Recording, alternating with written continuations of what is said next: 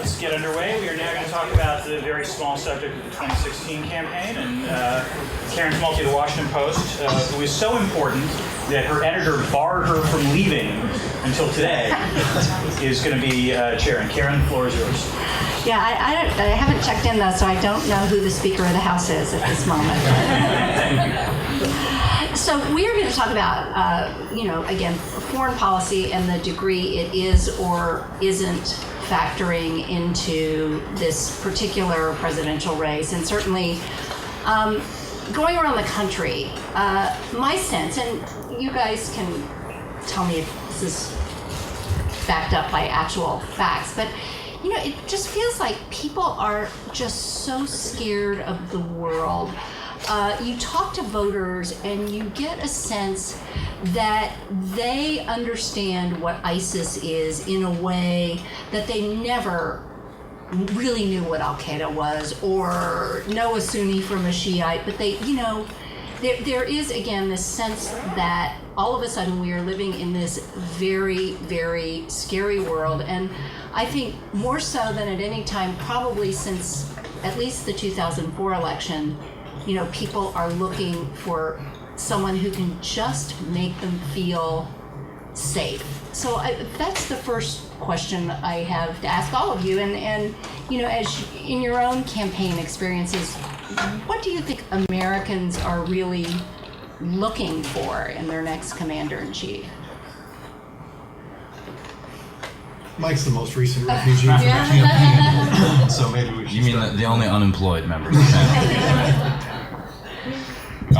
Well, it's interesting you use the word safety, and I think as the governor would go around, he had sort of, in his stump speech, had three major pillars. It'd be growth, reform, and safety. And safety was the part where he talked about national security and go into his riff about Iran, about ISIS, and he would say that that would get the most potent response from the crowd. So I think you're right that there is a general sense of worry and unease and a sense that something has happened over the last few years where Americans no longer feel safe. And indeed, when the word safety was initially proposed as a wonk, as a foreign policy wonk, I kind of fought it. I didn't think it sounded a little too safe to me. And I thought it's like a crossing guard saying, no, don't go. And we had to say, no, national security or strength. But the governor's point, and I think it was absolutely the correct one, is that safety is what matters, and the feeling of safety is what Americans really care about. And so that, in my sort of limited experience of watching him on the stump, I certainly felt that to be true as well. I think that's right. There's, a former senior official who, in getting advice as I was taking this job, one of his key pieces of advice was what it really comes down to in a campaign as far as foreign policy for voters is when they walk into that voting booth, the question going through their mind is, will this person make me safer? That's really, at the end of the day, what the question is for them. And I think from Secretary Clinton's perspective, the way she thinks about this and talks about it is the fact that right now the world can be a very scary place for a lot of people who are looking out and maybe who don't understand what ISIS is as much or know enough to know it's really a huge challenge but don't know what the answers are. But they want somebody who has the experience and who has the vision to be able to navigate those waters. What I think we're seeing on the campaign trail is two very different ways of approaching the safety question. One is to focus on the fear. And to really actually, talk about how scary the world is in very stark terms, and to paint a picture of very, very deep challenges in a way that may actually question America's staying power as a leader.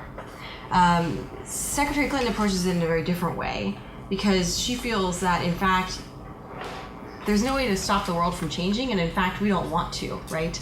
Change brings both challenge, but it brings opportunity. And the question is how we shape the future, how we shape the change, how we shape it in a direction. That requires real visionary leadership. And it requires a very realistic approach to tackling the challenges that are coming our way while also seizing the opportunities. And Brian, you were there when sort of safety suddenly popped up in a way that probably people hadn't ever thought of it, probably since Pearl Harbor Day. What is your sense of whether the electorate views foreign policy in a different way than it might have a generation ago, or when Ronald Reagan was running and it was really just about fending off the bear? The threats that we face today are asymmetric. It's a different type of conflict that we're in. We've been at war for 15 years, and it's an entirely different kind of culture than it was during the Cold War. And as a consequence, I think we're making a lot of adjustments as a country. And we succeed sometimes, we fail sometimes. Going back to your original question, when those who run for president need to somehow convey that they're a safe pair of hands. And even if the electorate doesn't frame it exactly that way, that's what they're roughly thinking. And when Secretary Clinton talked about the 3 a.m. call, that's the safe pair of hands. And senators kind of dial in that frequency because they sit on Senate Foreign Relations and they're on the Intel Committee and the like. Governors have a tougher time with it. And governors, when they decide to run, it takes a while to get into that frequency of, even though we as a country elect governors who are the least prepared typically to be commander-in-chief, but they're often the most successful. Sort of there's a range. But governors need to always then kind of presidential up and get into that frequency of safe pair of hands. Some succeed at it, and Bill Clinton he had a lot of experience, I think, internationally relative to other governors when he was governor of Arkansas. I think he had some advantage. Reagan had an advantage because he had been fighting the Cold War fights, the communist sort of fights for a long time before he became governor. Those two came into office with a fair amount of fluency. But it's not always the case. So I think, especially in this period, there was a Chicago Council poll out a week ago. 63% of Americans want to see more American leadership. If you look at President Obama's, if you average all the polls on his foreign policy, the most recent Economist poll has 35% approval rating on foreign policy, 55% disapproval. This is going to be a campaign issue. And you're going to see a lot of people explaining on the left and the right how they would do it differently and how they are a safe pair of hands. So we'll go to the governor question.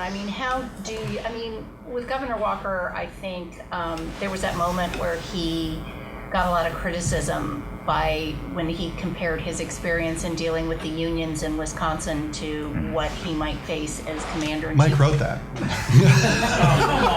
I'm just kidding. But, so how Listen, I'm a Catholic, so I wake up every day thinking everything's my fault, so it's all my fault. Yeah.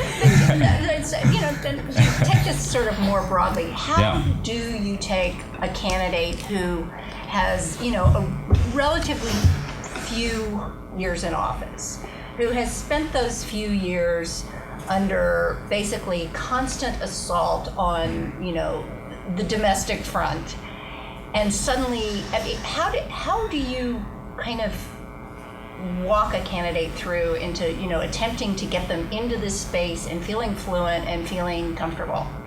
Yeah, great question. And it's funny, so I was driving from DC to Madison when the ISIS protester thing happened.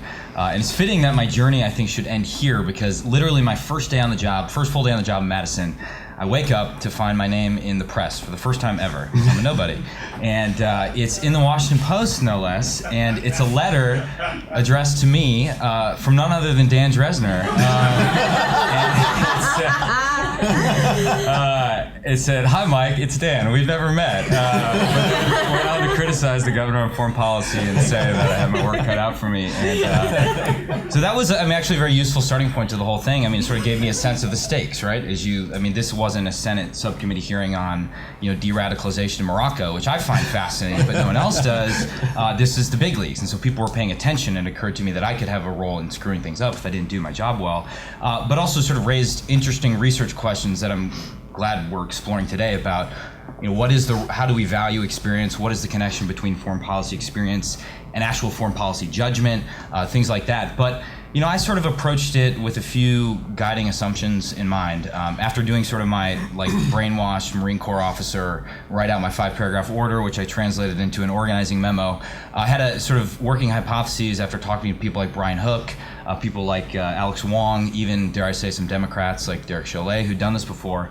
My sense was, and we talked about it a lot this morning, that this concept of the commander-in-chief test, I think foreign policy is salient, it's important in this election, but I also think that this is a pass-fail endeavor, right? You either pass it or you don't. Maybe you can get some gold stars if you try really hard, but the fundamental challenge was just to pass the test and to convince the American people, as Brian lays out, that you can put a steady pair of hands on the wheel. And I think related to that, our specific challenge was we didn't need to be fighting, Rubio and Graham head-to-head on a discussion about the nuances of foreign aid to the Palestinian Authority. If we kept it on the presidential frequency, we could pass the test.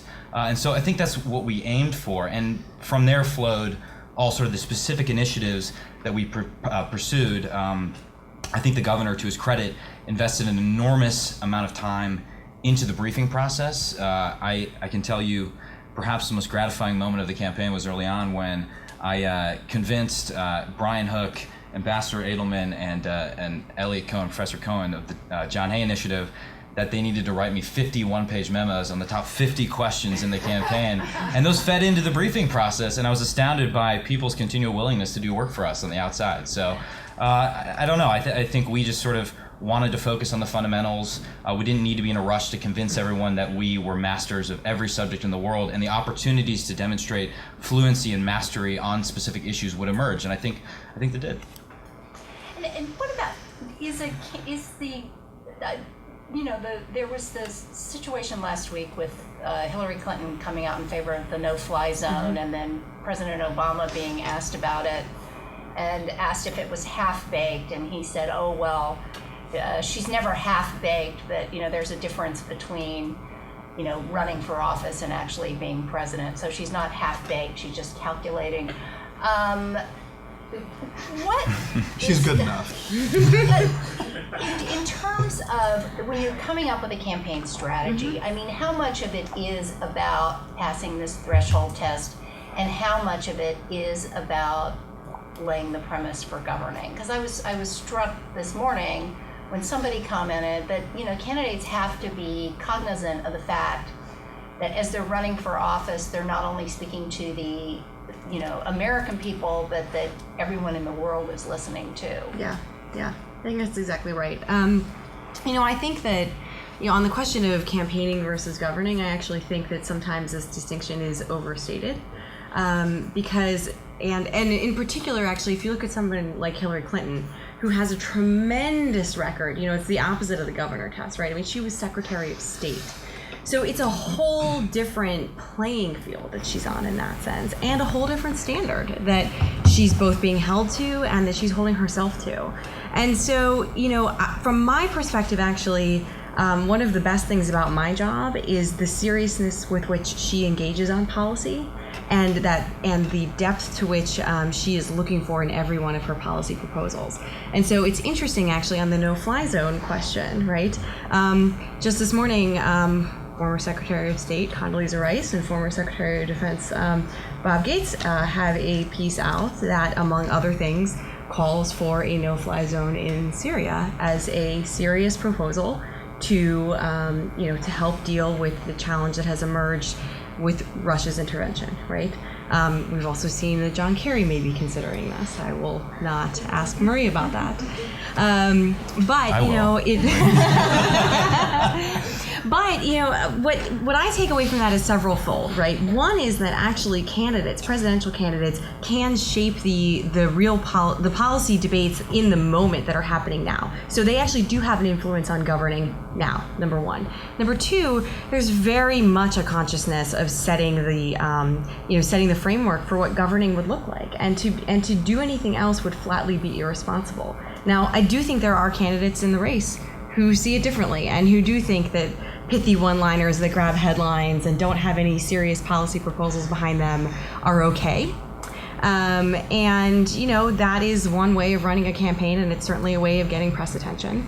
But it is not really a way, I think, of passing the do they make me safer test, right? If we are actually trying to convince the American people that this is the person you want to be making the decisions about war and peace, that this is, passing the commander-in-chief test. I think at the end of the day, when it comes to foreign policy and national security, people do want the well thought out, in-depth, really well-constructed proposals.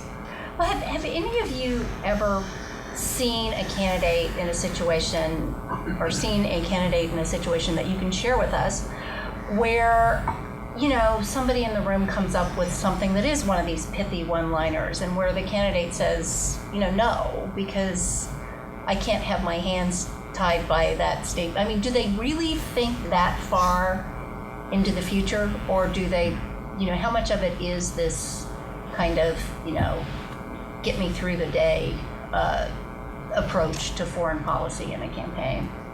Because it all feels, watching it from the outside, it all feels just so reactive. Well, I mean, I think we've probably all been part of discussions between sort of the policy shop and the comm shop, and the sort of the inherent tension therein about how to message a policy position. And it's one that involves the candidate about what is the most pithy and strong way to express this without getting us into trouble on the policy front. And I've certainly seen the principal reject a message that we were recommending, both from a policy perspective and a comms perspective, but I don't have a good story to illustrate that. Yeah, I'm going to disappoint on the story front too. But I do think that, this to connect back to one of the conversations we were having this morning about whether the outside advisory groups matter or not. I mean, I actually think that they do, in the sense that,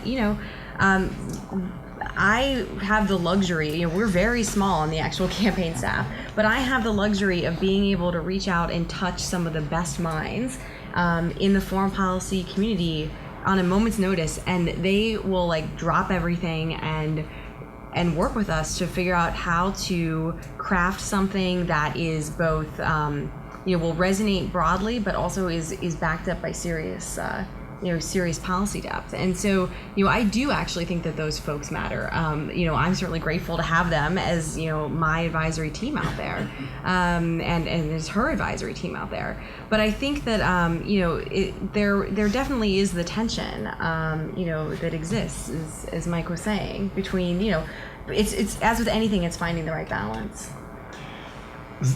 Obviously, people have to react to either events driven by the other campaigns or to world events, and so there is some degree of being reactive.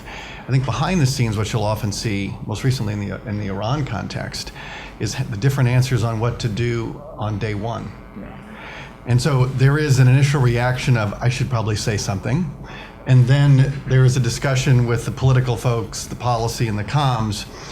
One of the things I think the policy people do a pretty good job of is looking beyond today's news cycle and saying that when you're in office on day one, you're probably not going to get into the White House till about 10 o'clock at night after the inaugural parades and the balls and everything else. And it takes, the Iran deal is 100-something, 60 pages long. There's a lot to it.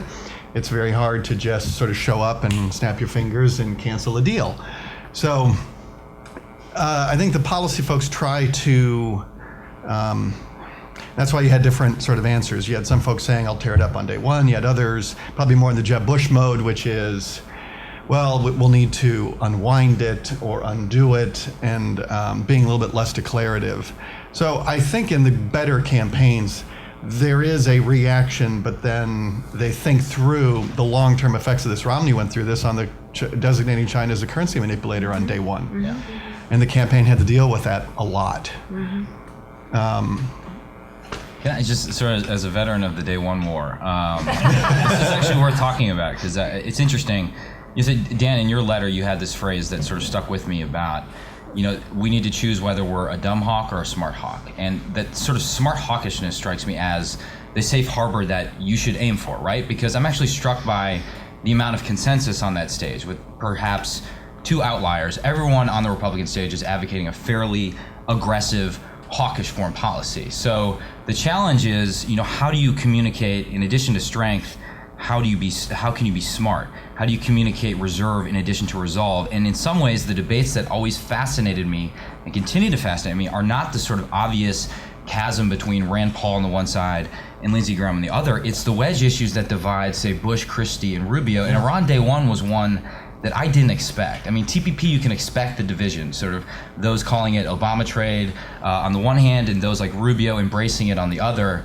But the day one thing was a fight I never really expected that we'd fight. And it was something that the governor had said in his stump speech and actually got a lot of positive response. And then Bush took a swing at us. And so there we were confronted with the decision of, okay, this is interesting. Should we punch back? And we did, and we did pretty hard. And this is actually where the advisors come in very handy. It's when you get into a fight, these people are going to protect your flanks. And in many cases, you're asking them to run into a hail of gunfire for you. And I remember we had this one advisor, great guy in particular, where he was getting off a plane and we said, okay, we're about to release this statement to respond to Bush on day one. And will you put your name on it? And are you willing to pick a fight? And he basically said, giddy up, let's do it. And these people really sort of prove their mettle. And it's interesting. I mean, on the one hand, it seems like a silly debate. Are we going to undo it on day one versus day two versus day three? But to the extent it illustrates this larger, are we going to sort of find a way to live with the Iran deal, or are we going to embark on a serious project of trying to undo it if you believe, as we did, that it was damaging to our interests? And that's where also having sort of the policy, beneath the tip of the iceberg, ready to back it up when you need to, is important. Well, in that sense, too, since we don't have anybody from the Bush campaign here, take a swing, everybody.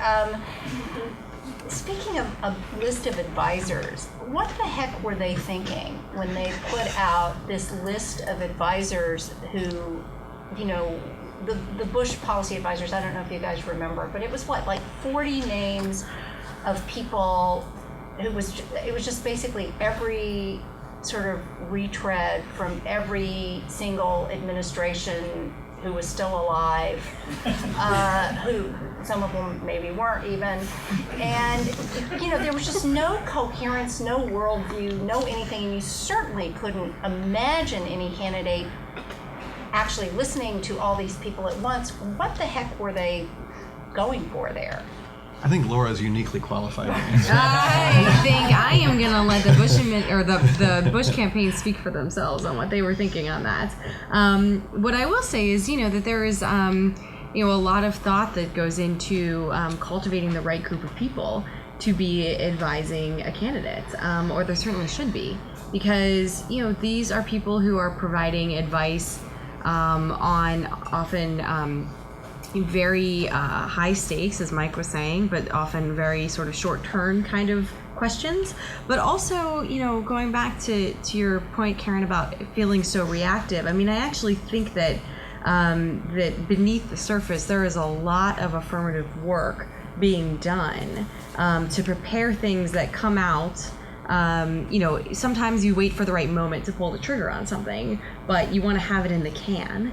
And have it ready to go. And so there's a lot of work that's done, almost running a mini policy process to develop proposals that are thought through, that are in depth, and that requires having, a really robust set of advisors. And for us, I know at least, one of the things that is really important is cultivating a diversity of viewpoints, because we actually believe that it's really important to be getting advice, from different perspectives, and have a really robust conversation about what is the right direction to go. And it's very easy to slip into a mode of groupthink in any kind of conversations, right?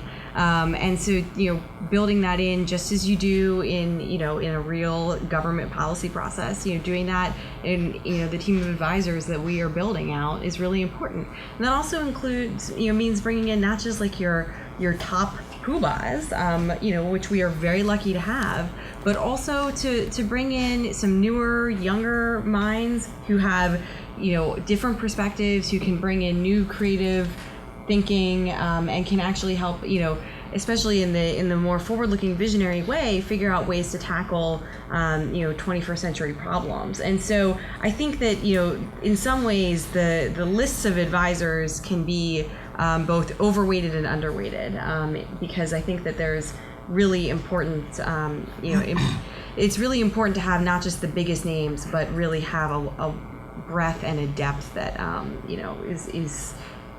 will lead to the best possible proposals and policies. And can I pick up on something she said about names? When I was Tim Pawlenty's foreign policy director, we had looked at this similar issue of whether to. We had people who were advising us, and were doing the same kind of things that people did for Mike. When you ask them to write op-eds, you ask them to talk to the press, enlarge, a statement the governor may have made on foreign policy. And we had decided that we wanted it to be about the governor, about the candidate on foreign policy. So his statements were about him, and we decided to not release names. In other campaigns, historically, people tend to roll out names for one or two reasons, either to show that, try to clear the field and to show that they've scooped up all the good talent, or it's, especially, they often roll out a lot of military people. Trump's talking about naming some of his folks who advise him. I don't know who it'll be. I'm guessing it'll be some decent number of military to convey. He talks about MacArthur a lot, so maybe. He talks about MacArthur, right? It's like MacArthur. He's going to exhume MacArthur and George Patton. And whoever he saw on TV. And so you can, and part of showing, going back to the original point that you're a safe pair of hands, is that look at all these people behind me that you trust, that you've heard of and recognize, and if they trust me, then you can trust me, sort of thing. The downside to names, and Mike and I talked about this during the Walker campaign, is that once you announce a name, you own the name. Mm-hmm. Yeah. So if Jim Baker goes to J Street and gives a speech, it's now your problem. But at the same time, having a former Secretary of State on your advisor list conveys that you're a safe pair of hands. I think it's a very tactical and prudential call that you have to make on names. I think it is very candidate specific. You'll notice Senator Rubio has not released any names.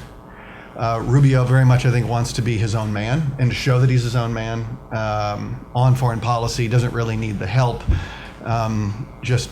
You hear me in debates, you hear me give speeches, I pass the pass-fail test. Yeah. And anything else would be, as Mike says, gold star. And so that's, to my mind, I personally come down, I think that the risk-reward is not there on names. Because if one of them says something outside of what's authorized, you own it. Right. Well, and speaking of Rubio, I was struck by the point in the last debate it came right after this Hugh Hewitt interview with Donald Trump, where he asked him to, explain the difference between Hezbollah and Hamas, and asked him if he was familiar with a few names, and you had that sort of dismissive comment by Trump during the debate where he said, yeah, he asked me about Arab name. And then Rubio came in and said, no, it is significant if you don't know these names. It is. Do you think Americans, when they're looking for a leader, they are wanting just some person who's sort of like Donald Trump, kind of shares my values, he shares my outrage at the world, I feel like he'd be resolute? Or do they want somebody who's like way smarter than they are? It's a very good question. Mm-hmm. It's a very good question. You want to start, Laura? I don't know what the American people want at this point. But it's actually an interesting question. There may be a research question in there about, we talked a little about safety. It strikes me that the candidate is way better at discerning what matters to the voters than I was, and so the arrow sort of went in my direction as much as, even more so than it did, Mike Gallagher foisting his worldview onto the campaign. So it's a really interesting question. I don't know. I don't think. It'd be nice if the president had an in-depth understanding about the division between, Sunni and Shia in the Middle East, our traditional allies versus sort of revisionist powers. For me personally, and I say this as a Middle East guy, I don't necessarily need he or she to know the name of, the head of Hezbollah. But it's a really interesting question. And actually, and I can't believe I'm about to say this, so Donald Trump's response to the question, I think it was in that same interview, of, how are you going to approach these problems? And he basically sort of flippantly said, well, I'm going to, exhume the body of MacArthur and approach it that way. But there is a sort of an honest truth at the bottom of that we sort of talked about this morning, which is there's so many things to know that you can't possibly know as a candidate, and so many other things you're dealing with that you will have to deal with them when you're in office, and you will get the best people possible, and then you will solve the problem. I think Alex touched on this perfectly this morning about sort of arriving at the appropriate level of abstraction, so you retain the flexibility if and when you win to make the right policy choice, but you demonstrate sufficient knowledge. So I didn't answer your question, but it's an interesting. You raise a lot of other interesting questions. But can I build off of that? Because I think that maybe you don't need to know everything, but you need to care about learning it. Yeah. And I think that that's really where the rub comes in for voters. And, you know, is a sense that, okay, maybe they don't know absolutely everything right now, but they understand why it's important to do so. Because I do think that people, you know, I think it relates to the safety question. You can't be in safe hands if you are in the hands of somebody who doesn't know what they're talking about. And so, you know, whatever that point of is learning it, I think that it's really important to commit to doing so, and to you know, feeling that that is an obligation of the President of the United States. Because if you're going to be the one sitting at the table making those decisions, I mean, you know, all of us have spent a lot of time with principals and know that oftentimes what's, you know, one of the most important things is the questions that get asked in these conversations. And so you're wanting to make sure you have a president who's not just taking it in from what all of the wonderful advisors that he or she will have is going to say, but also being able to question that. And to question that, you have to know what you're talking about. Laura's absolutely right. When in the foreign policy community, if any of them work with a candidate, and then afterwards you're talking with that person, generally the two questions is, you know, when they say, well, how was it? And you look for like instincts and questions. Yeah. Did they ask did they ask good questions? Did they ask questions? Yeah. Really? Yeah. I mean, this is what was Laura saying. I mean, are they actually interested? Are they engaged? And then you know, you do expect, again, it depends on the candidate. If it's a governor, especially somebody who doesn't have a history in the subject, you then say, well, how are their instincts? Sound, unsound. And then you know that you can, over time, like Mike did with Governor Walker. And the third thing is, do they put in the time? Yeah. And Mike's experience, Governor Walker, is that he knew he had to climb very fast up the learning curve and spend a lot of time putting in the time. Some people don't. And you look for those things like instincts, ask questions, and put in the time to get smarter. Could I just add too? It's not as if governors come to the process with nothing. I mean, they come to the process with a ton of experience that you can work with. I mean, things like trade trips. I know it's overused, but that's important. I mean, that's an experience that shapes their view of the world. Experience in dealing with certain ethnic and immigrant communities in their state. The industries that are salient in their state. I mean, Wisconsin sort of has advanced manufacturing, agriculture, dairy. I mean, it would be interesting to hear the thoughts of the governor of Wisconsin on TPP in light of that. Personal relationships, they have a pre-existing worldview. And the challenge as a staffer, I think, is to pull the string, not push it, and perhaps pull it a direction left or right as the case warrants. But you're building off a foundation and a worldview that already exists. And I wouldn't have gone to work with him if I didn't know that it existed before and I didn't agree with it and sort of know him to be a good person as well.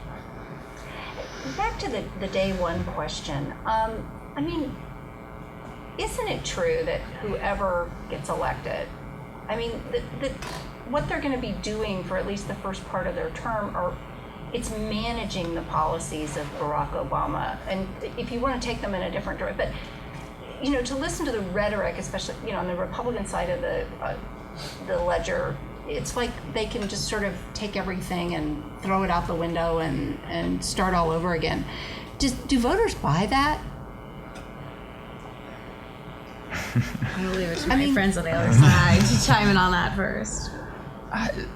So we engaged in this exercise of, okay, what could you actually do on day one? And we just really started brainstorming everything. Turns out, I mean, you could get a pretty good start. I tend to think that, I mean, if a Republican wins, inshallah, that will be the fundamental challenge. I mean, if you have the courage of your convictions, you will have to sort of undo the damage that you've seen on the world scene over the next few years. And I think it won't be easy by any stretch of the imagination, but if done right and strategically, and I think the best expression of this is in the book that Brian just published, which is an enormous accomplishment under the John Hay Initiative, that has real substantive proposals for doing just that.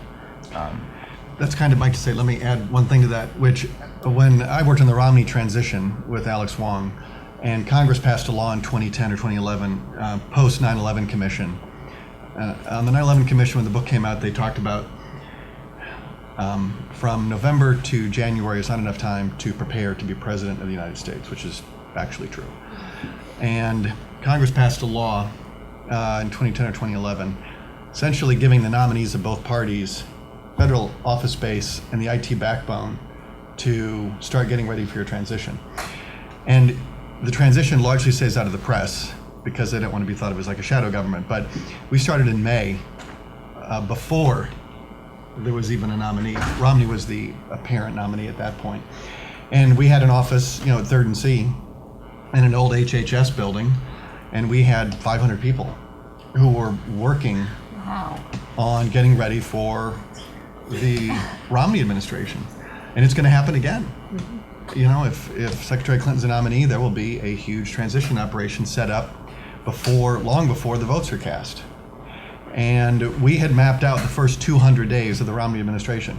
So what would it look like? Let's hear. This is a pleasant fiction. I'd just say, as a process matter, we had a lot of task forces. We had an Iran task force, we had a Western Hem task force, we had a cyber task force, and we were looking at what had happened over the last 4 years of the Obama administration, and we were looking at the day one stuff. And every administration, Democrat, Republican, at noon, there are folks who go into the West Wing and they start reversing executive orders. It's what everybody does that. The question is, what are the things that you can't do on day one that can be done on day 2, 3, 4, and day 200? We had mapped out a lot of principals and deputy meetings. We had identified the top 10 positions of every federal agency and 10 candidates for each of the 10 positions. And Mike Leavitt had those and flew to Boston the night of the election to meet with Romney in the morning to go over all of the personnel choices.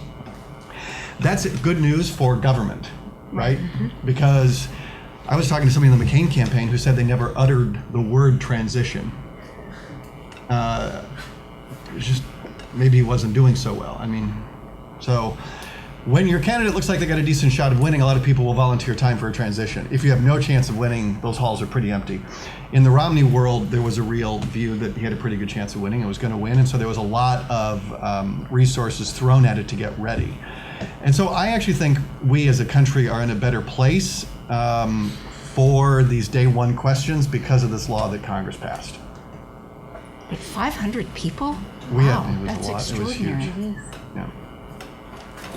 If there's no settled Republican nominee by the spring, imagine how many people we're talking about if everybody gets 500. What about, I'm also struck by the fact that, Barack Obama spent quite a bit of time in his first term, dealing with the fallout, the political fallout of his suggestion early on that he did not necessarily consider America an exceptional nation any more than Greeks consider Greece an exceptional nation. And, that was just that was on the one hand portrayed as such heresy on the part of the Republicans, and yet their front runner right now is running on the slogan, "Make America Great Again." That, he can stand up and say that this is not a great country. What is it? Just, who is saying it, or has there been some kind of fundamental shift in the way Republicans actually view this country's place in the world after 7 years of Obama?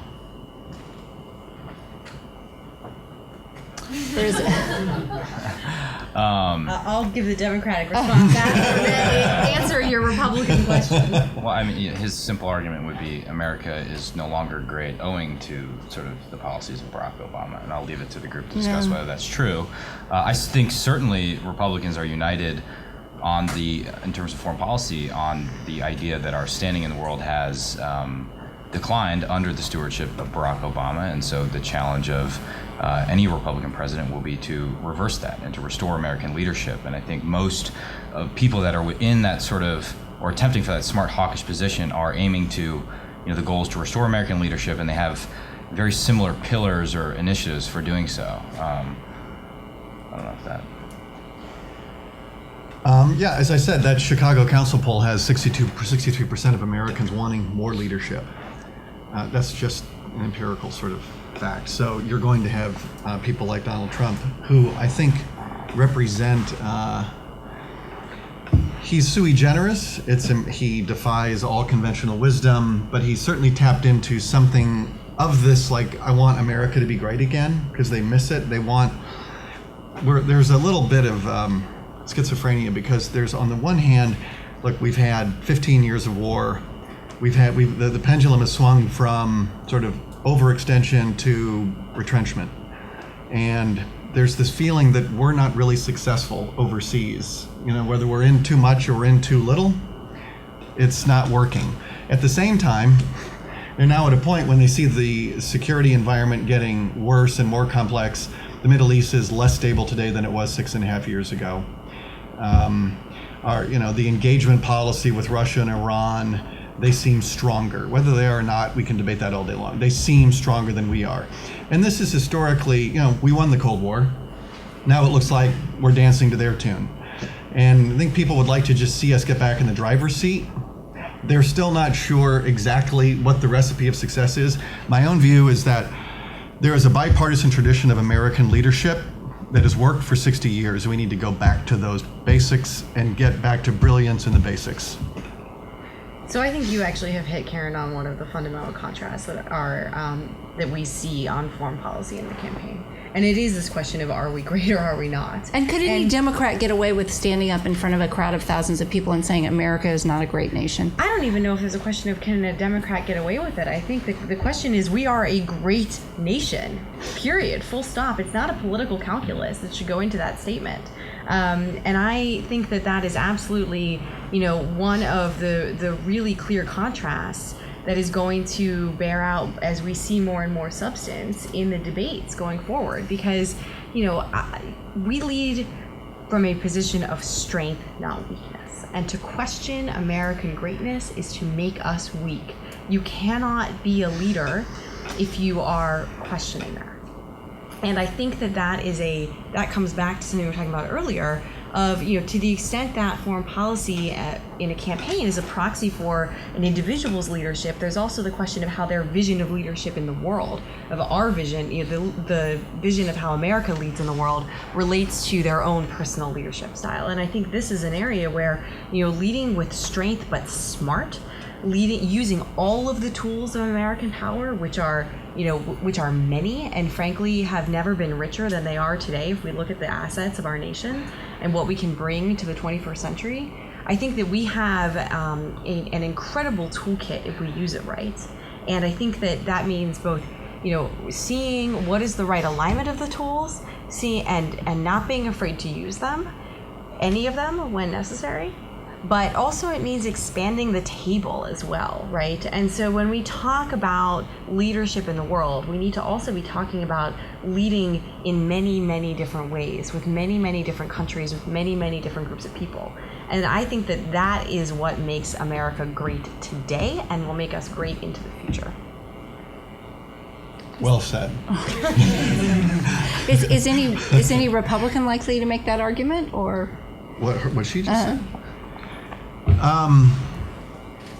Well, there is this curious convergence among Republicans who say that the president's engagement policy was naive and irresponsible because it's exactly what Hillary Clinton said in the primary against President Obama.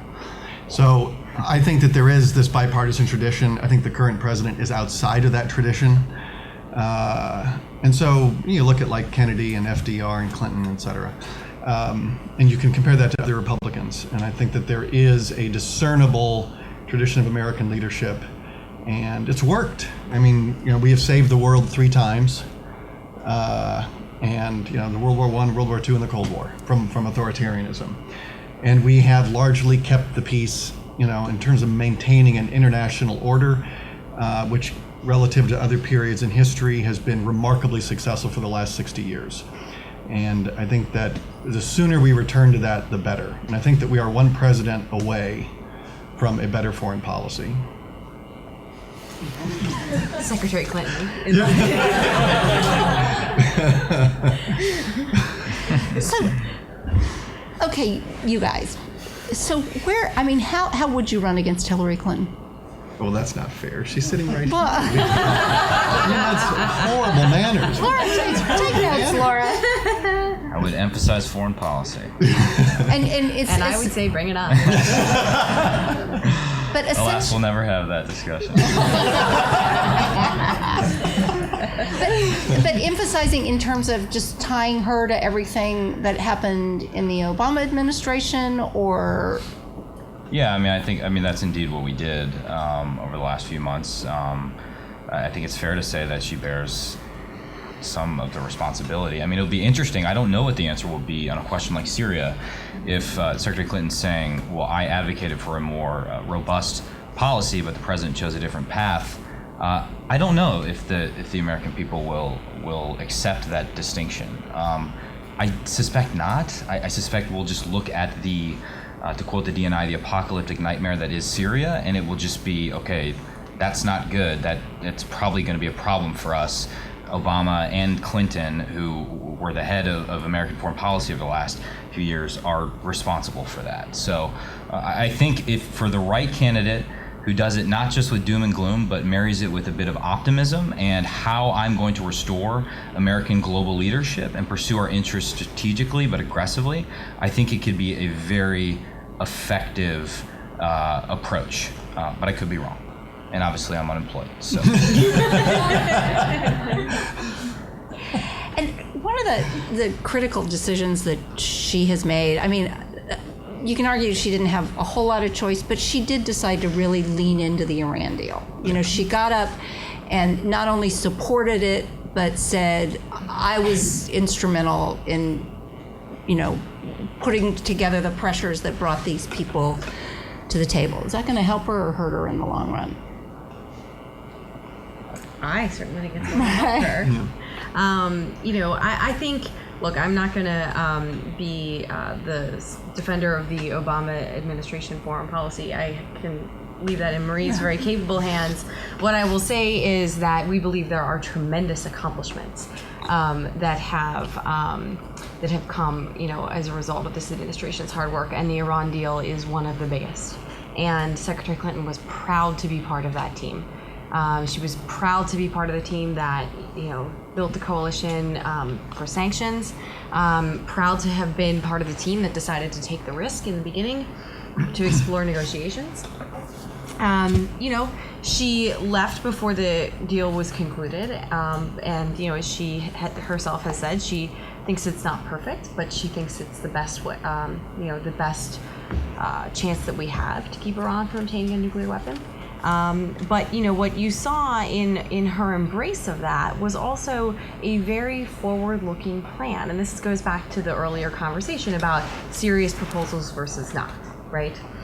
And she had a 5-point plan for how the Iran deal was just one part of a much broader, comprehensive strategy to tackle Iran's behaviors, of how she would stand up for Israel, she would stand up for our Gulf partners, she would tackle their Iran support for proxies, address their human rights abuses, and help address regional stability questions more broadly. We put a ton of work into coming up with the right mix of the forward-looking plan, because we believed it was not just enough to embrace the deal, it also had to be about what she would do with it. And I think that that's really where she sees, there are going to be areas where she's going to disagree with the president. We've seen some of those, but she's making those calls individually based on the merits. But she is also on each and every issue. It's not enough to just say I'm for this or I'm against it. The question is really, what would you do with it? What is your plan? And to me, in some ways, that's almost the more important piece of the puzzle. Is how are you actually going to make X or Y work? So, what do you guys think? Is this going to be part of the big picture of making us safer, or, is this in some ways in the hands of the Iranians? In terms of how they behave for the next year or so, or how do you think this is going to ultimately play, since it does feel like that and Syria are kind of the two big kind of dramas that are going to play out in front of our eyes as we move to next November. How are they going to play on the campaigns? Yeah. Oh. Yeah. Well, just as any political operative is going to look at the polling, and he's going to discover that the Iran deal is more unpopular than it is popular, and so there's an opportunity to create a wedge issue. And then they're going to look at the conduct of foreign policy generally, and again, it's a winning issue. And then they're going to attach that as much as they can to Secretary Clinton. I mean, it's just, apart from the policy dimensions of it completely, it's just that any political person is going to see the polls and decide that there's, and even Mitch McConnell in his election was running ads on ISIS. I mean, right now it's a winning issue. Iran is misbehaving. They were misbehaving during the deal, the negotiations, and they've been misbehaving since in terms of the things they've been saying, putting an image of a gun to the president's head. So, my experience, I did a lot of work with Iran in the UN Security Council, and I think the next year and a half, they are probably going to be hurting more than helping the president, because they just don't trust us. They hate us. And so when you've got somebody on the other side of the table that thinks you're the great Satan, they're not likely to be a faithful implementing partner, and they're likely going to demagogue the issue and create some press headaches, I think, for any campaign. So I expect that these are going to be, jobs in the economy, jobs is always number one, but foreign policy is so close behind. Yeah. I don't see the world getting any more stable. I don't think the Middle East is on a better trajectory over the next year and a half. I just don't see it. I don't think, certainly right now, if you're any sort of aspiring authoritarian leader, you have to look around the world and feel like this is a pretty good time. And you're going to test your strength. You're going to keep sort of probing with bayonets. And they're going to be doing that for the next year and a half, whether it's in Europe, in Eastern Europe, or whether it's China trying to expand its perimeters, or it's going to be in the Middle East with the caliphate emerging in the heart of the Middle East and expanding its propaganda war. The trend lines are not positive, and that's going to be a problem for any incumbent. John McCain had to deal with all of George Bush's headwinds. Right. So, it's like anytime, in the last 115 years, you've only twice, outside of FDR, where you've had a party get a third term in office, Coolidge to Hoover and Reagan to Bush. It's very hard to pull it off a third term, as John McCain can tell you. Yeah. He was having to explain a very unpopular George Bush's foreign policy in the Great Recession. And in a similar way, you're up for a third term and it's going to be hard.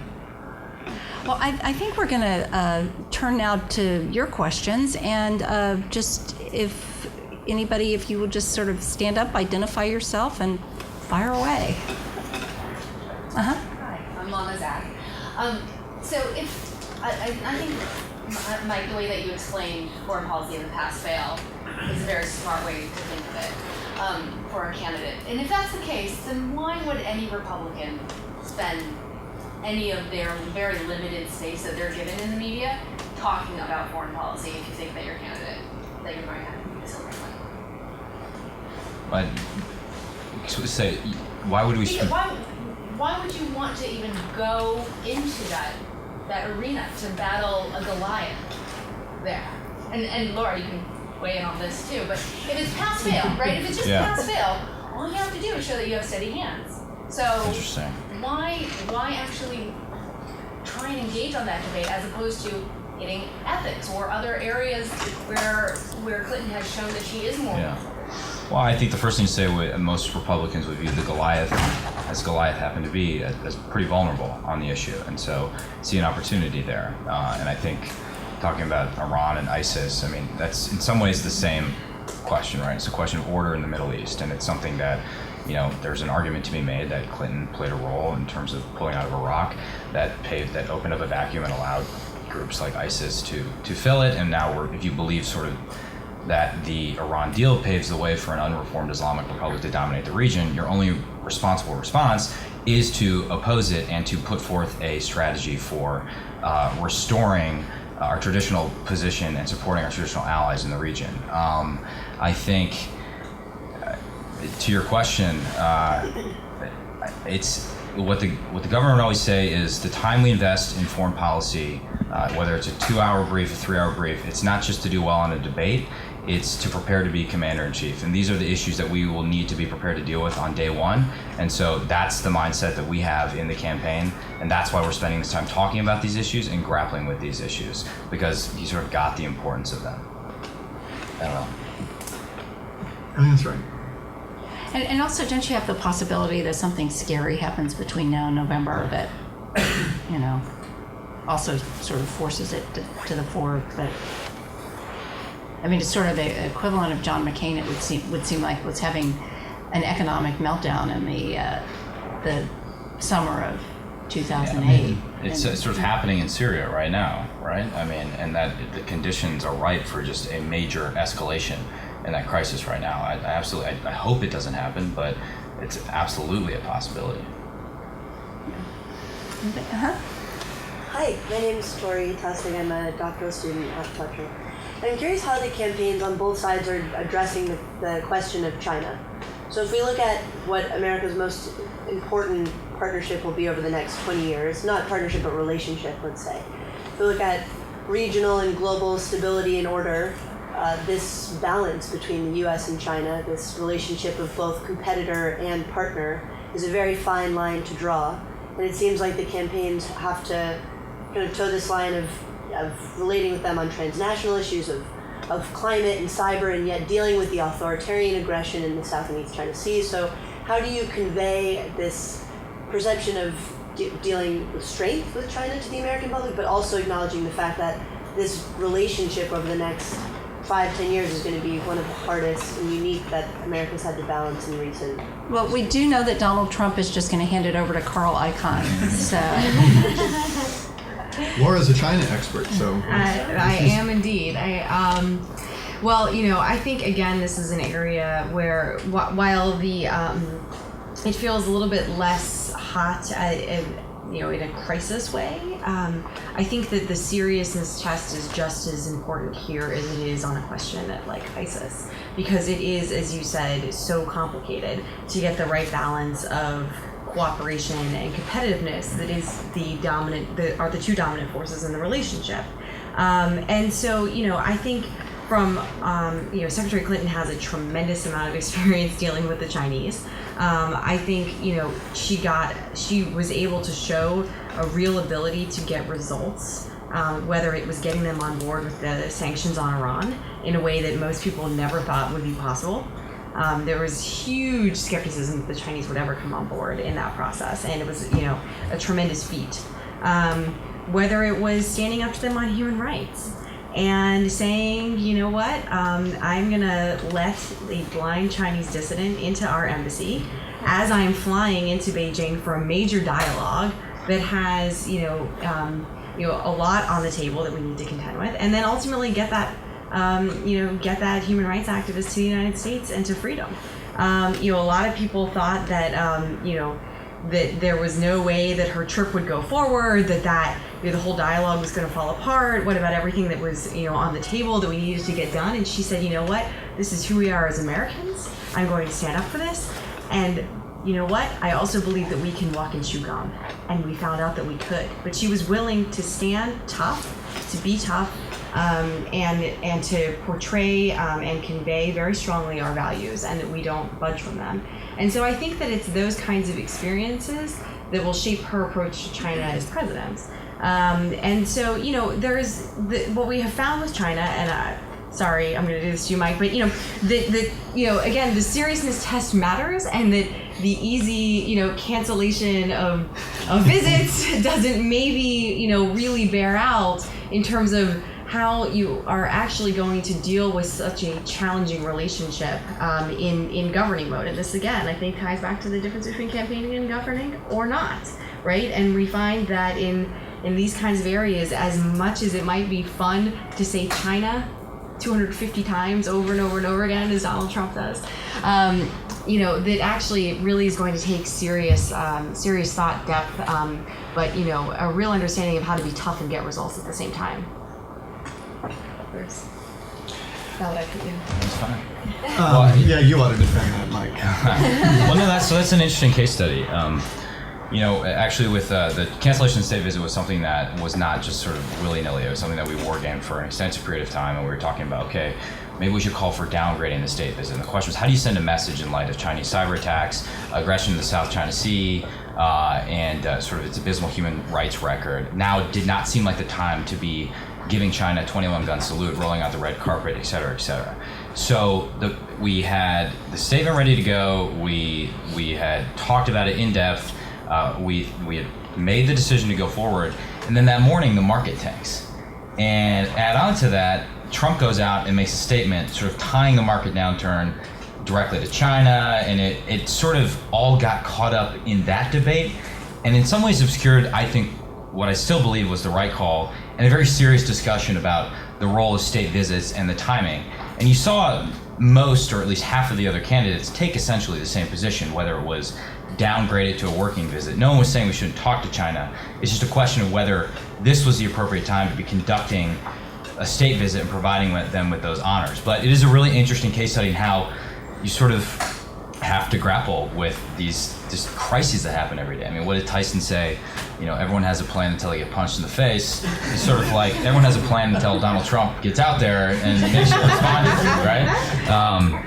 And you just have to be nimble and go with it. And we ended up spending the next couple of weeks sort of fighting the message and at least fighting it to a draw. And then you engage your outside experts and you get them to support your position and sort of neutral observers, and you make the case. So it becomes an interesting kind of knife fight after that. I think that's an excellent question, the China question. And ISIS beheadings get a lot of headlines, and when obviously redrawing the borders in Europe for the first time since World War II is also going to get attention. But I think the number one foreign policy challenge, the hardest, the most difficult, the most complex, is China. And at the same time, China bashing is very popular in any presidential election, as Bill Clinton can tell you, and Mitt Romney and others. It's very easy to bash China. I think that responsible people running for the presidency will find a way to be tough on China, but to not demagogue it. It's very hard to do that. It's very hard to do that. But we have obviously tried to make, certainly the Bush policy, and I think the Obama policy, was to make China a responsible stakeholder. You should correct me if I'm wrong on any of this, because you know this more than I do. We've been trying to make China a responsible stakeholder. We obviously have enormous economic equities at play. Now we see China, have they really become a more responsible stakeholder? Doesn't seem that way. So now I think the next president really should almost, you're going to have to do an intensive review when you get into office, probably during the transition, and decide what is the new approach to China. I think we need an entirely new approach to China, one that understands what they're trying to accomplish on the military side, and one that understands we have enormous economic equities at stake and the human rights issues at stake. Balancing them all is hard. Yeah, I think that's right. I would just footnote one piece of it, which is that there's a question of what you do with China, and then there's a question of what you do around China.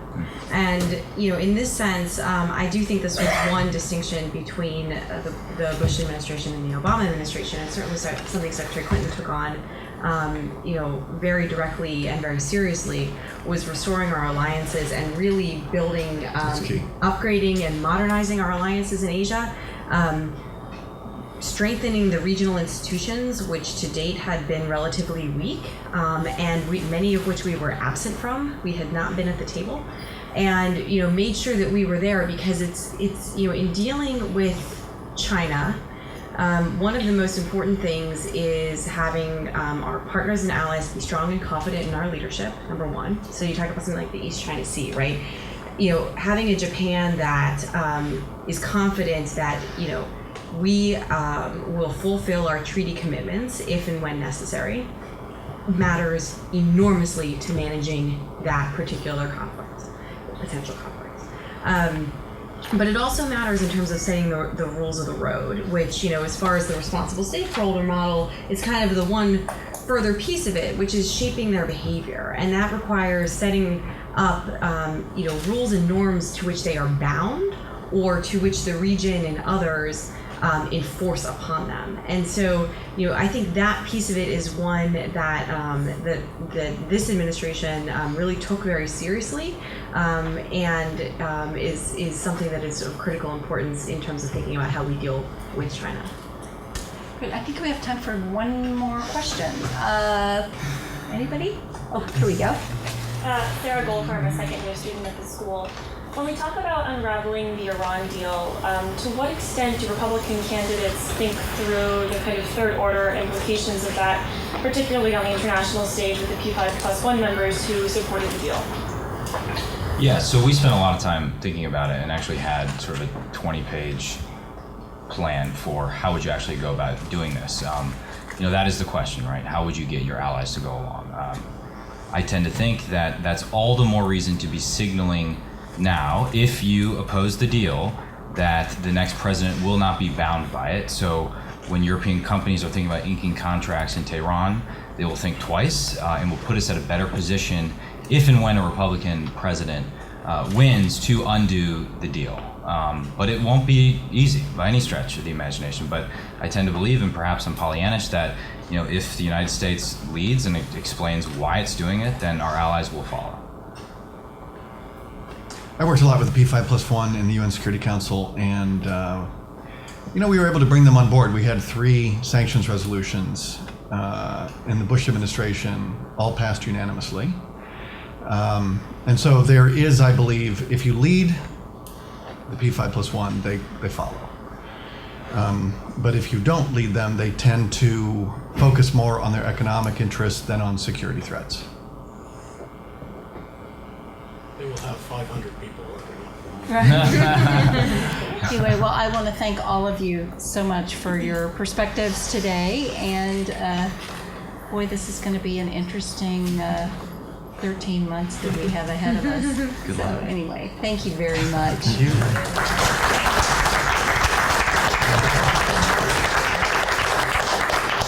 So 15 minutes, we'll reconvene at 3 o'clock.